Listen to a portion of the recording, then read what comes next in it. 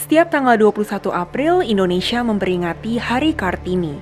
Ia adalah pahlawan nasional dan tokoh emansipasi perempuan Indonesia. Bagi kamu yang belum terlalu mengenal atau mendalami sejarah Kartini, mungkin hanya sekedar memperingati hari lahirnya itu dengan mengenakan kebaya, seperti yang diterapkan di lembaga pendidikan atau perkantoran.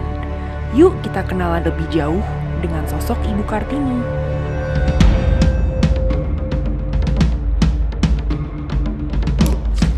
Kartini dikenal sebagai sosok yang memiliki kemampuan menulis dan pemikiran yang visioner.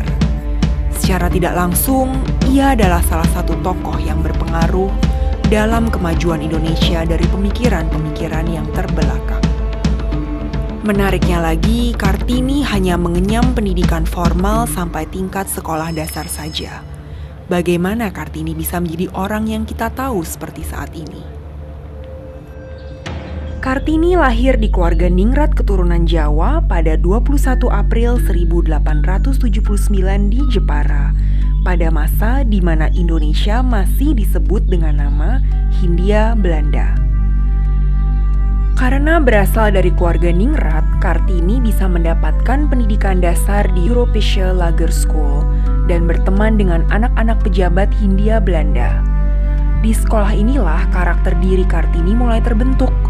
Kartini menjadi seseorang dengan pemikiran yang terbuka karena bergaul dengan beragam siswa, baik dari Indonesia pun dari Belanda. Sebuah pertanyaan dari sahabatnya, Letsi Detmar, menjadi pemicu pemikiran Kartini. Letsi bertanya kepada Kartini tentang cita-cita dan mimpinya kelak. Kartini pun bingung dan tidak bisa menjawab pertanyaan dari Letsi. Pertanyaan itu menghantui Kartini dan akhirnya ia tanyakan pada ayahnya. Ayah menjawab singkat, cita-cita dan mimpi Kartini kelak bahwa ia akan menjadi Raden Ayu. Awalnya Kartini senang karena belum tahu apa artinya menjadi Raden Ayu. Waktu berlalu dan akhirnya usia Kartini menginjak 12 tahun dan ia menyelesaikan pendidikan dasar. Lulus dari Europäische Lagerschool, Kartini akhirnya menghadapi kenyataan yang pahit. Ketika anak-anak Indonesia, khususnya perempuan saat ini, bisa melanjutkan pendidikan setinggi mungkin, Kartini malah dilarang untuk sekolah, karena ia akan menjadi seorang Raden Ayu. Raden Ayu adalah gelar kebangsawanan Jawa untuk perempuan yang akan dan harus menikah dengan laki-laki ningrat lainnya. Menjadi Raden Ayu berarti Kartini harus melepaskan kebebasannya sebagai manusia. Sebelum dipinang menjadi Raden Ayu, perempuan bangsawan yang sudah menginjak usia 12 tahun harus dipersiapkan dengan proses pingitan. Sebagaimana kaum bangsawan Jawa pada masa itu, Kartini melewati upacara cukur rambut, turun bumi, dan upacara adat lainnya. Hari-hari awal dipingit, Kartini masih galau, bosan, jenuh, dan sedikit sirik dengan teman-teman dan saudara-saudaranya yang masih bisa bersekolah. Di tengah kejenuhannya melewati masa pingitan, ada dua orang yang sangat peduli akan kegelisahan Kartini. Yang pertama adalah kakak laki-laki Kartini yang mendapatkan kesempatan untuk menempuh pendidikan ke luar negeri. Namanya Sosro Kartono. Kakak laki-laki ini ikut mengirimkan buku berkualitas dari luar negeri untuk memenuhi dahaga Kartini akan ilmu pengetahuan. Selain itu, ada juga Nyonya Marie Ovingsoer sebagai orang yang memperlihatkan dunia dari sudut pandang lain kepada Kartini. Zaman dulu, khususnya di Jawa, seorang istri harus memiliki tatanan tertentu dalam berkomunikasi yang seakan-akan membuat derajat perempuan ini berada di bawah derajat laki-laki. Perempuan yang menyangkal keputusan suami telah melakukan pelanggaran berat. Bahkan cara berkomunikasi seperti gestur dan cara melihat lawan bicara pun ada aturannya.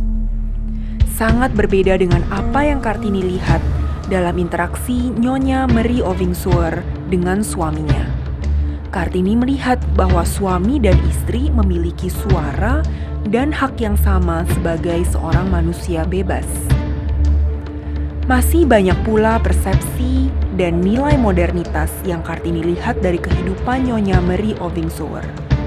Dari buku-buku yang ia baca dan juga dari interaksi dan diskusi Kartini dengan keluarga Ovingsower, Kartini pun merasakan bahwa seorang perempuan pribumi juga pantas mendapatkan hak yang sama dengan laki-laki. Hari-hari awal pingitan Kartini hanya diisi dengan kegiatan belajar memasak, membatik, dan menulis surat. Di masa pingitan, Kartini menghilangkan kejenuhannya dengan membaca karya sastra feminis dan anti perang, seperti karya Gukup de Jong van Beek, Bertha von Suttner, Van Eden, hingga Max Havelaar karya Multatuli yang menceritakan ketidakadilan dari kultur stelsel atau tanam paksa kopi. Semua buku itu dikirim oleh kakak laki-lakinya yang bersekolah di luar negeri. Buku-buku yang dibaca Kartini semakin membakar semangatnya untuk memperjuangkan nasib-nasib perempuan pribumi agar mendapatkan hak yang setara dengan laki-laki. Kesukaan Kartini membaca dan rasa ingin tahunya yang tinggi membuat Kartini memiliki kemampuan menulis yang luar biasa. Walaupun tidak melewati pendidikan formal, rasa ingin tahu yang tidak terbendung dilengkapi dengan kegelisahan yang Kartini lihat dan alami, semuanya ia tuangkan dalam bentuk tulisan yang indah, tegas, dan berani. Pemikiran Kartini tidak hanya terekam dalam kepalanya dan menjadi tulisan. Ia mulai memperlihatkan pemberontakannya pada nilai-nilai dan adat kuno pada lingkungan terdekatnya, yaitu kepada dua adik perempuannya, Rukmini dan Kardina. Kartini tidak ingin adik-adiknya ikut mengamalkan adat Jawa kuno, di mana seorang adik harus berjalan jongkok di depannya, menyembah, berbahasa kromo inggil, dan mengusung etiket feodal Jawa lainnya. Kartini mengizinkan adiknya untuk berbicara tanpa aturan-aturan tersebut. Selain mendobrak tatanan hidup yang sangat tertinggal itu, Kartini juga sebenarnya tampil berbeda dari perempuan lain pada masanya. Kartini tidak selalu terlihat seperti di foto yang terpampang di buku sejarah yang kita kenali. Begitu pula dengan tindak tanduknya. Ia adalah perempuan yang pecicilan, pemberontak, tidak patuh, lincah, berpandangan luas, pandai, suka bercanda, bahkan kalau tertawa terbahak-bahak. Sifat Kartini itu pun berujung pada dirinya yang dijuluki dengan kuda kore atau kuda liar oleh keluarganya. Akan tetapi Kartini tidak peduli dan tetap yakin bahwa tatanan adat itu tidak semuanya perlu ia lakukan. Keyakinan dan semangat Kartini memperjuangkan haknya sebagai manusia yang setara bersama adik-adiknya pun berhasil meyakinkan ayahnya untuk membebaskan mereka dari pingitan. Tepatnya pada tanggal 2 Mei 1898. Momen ini terjadi ketika Kartini bersama dengan adik-adiknya bisa keluar rumah dan pergi ke Semarang untuk menghadiri perayaan Hari Penobatan Ratu Wilhelmina. Lepas dari pingitan, Kartini pun mendirikan sekolah pertama untuk perempuan pribumi di tanah Hindia Belanda. Awalnya, sekolah itu berisi hanya 1 orang murid. Bagi masyarakat pribumi, menyekolahkan anak perempuan adalah hal yang aneh dan radikal. Bukan saja tercatat sebagai pendiri sekolah wanita pertama, Didi Quartanada, seorang sejarawan dari Yayasan Nabil, berpendapat bahwa Kartini juga bisa disebut sebagai jurnalis pertama sekaligus antropolog pertama Indonesia.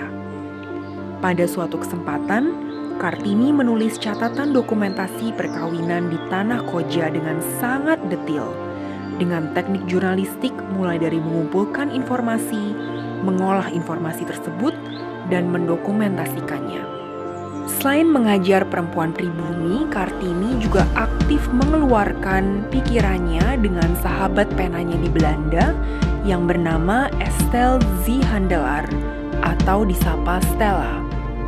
Dari Stella, Kartini mengenal lebih banyak tokoh feminis Eropa seperti Abenda Non, Rosa Manuela, Hendrik de Boy, Hilda Gerarda, Henry Hubert van Cole, dan lain-lain. Kartini dalam pingitan masih memiliki impian untuk menuntut ilmu dan melihat dunia lebih luas. Ia mengajukan permintaan untuk sekolah ke luar negeri ke Direktur Departemen atau yang setingkat menteri sekarang, Pendidikan Agama dan Industri Hindia Belanda, Bapak J.H. Abendanon.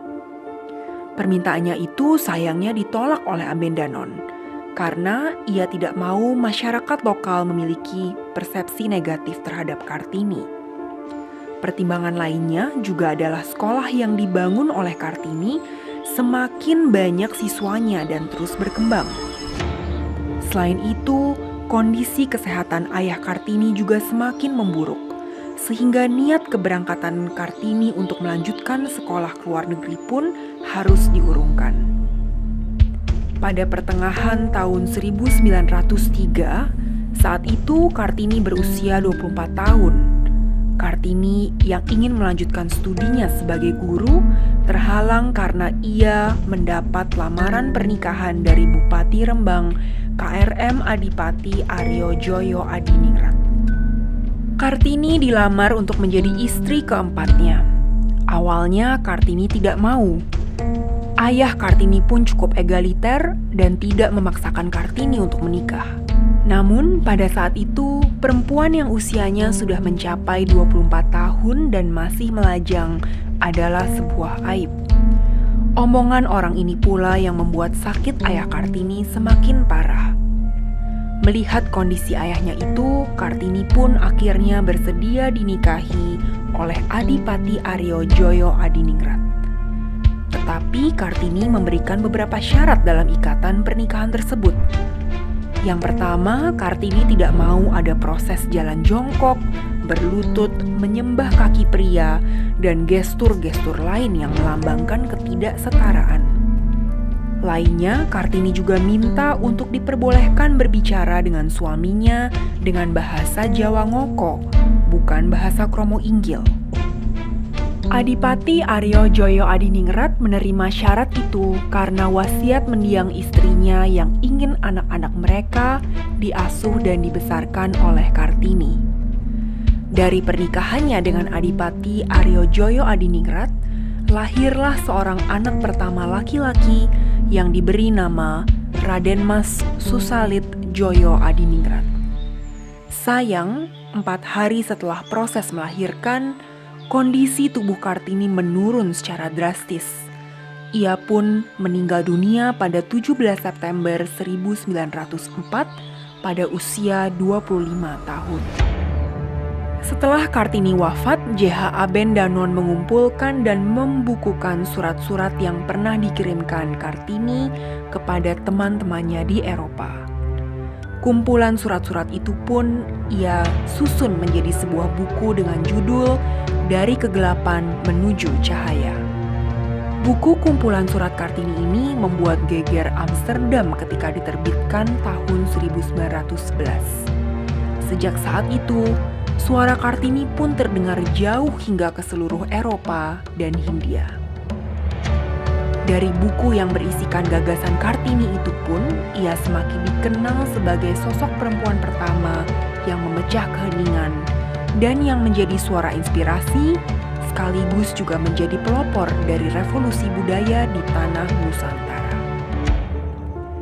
Pada tanggal 2 Mei 1964, Presiden Soekarno mengeluarkan keputusan Presiden Republik Indonesia nomor 108 tahun 1964 yang menetapkan Kartini sebagai pahlawan kemerdekaan nasional.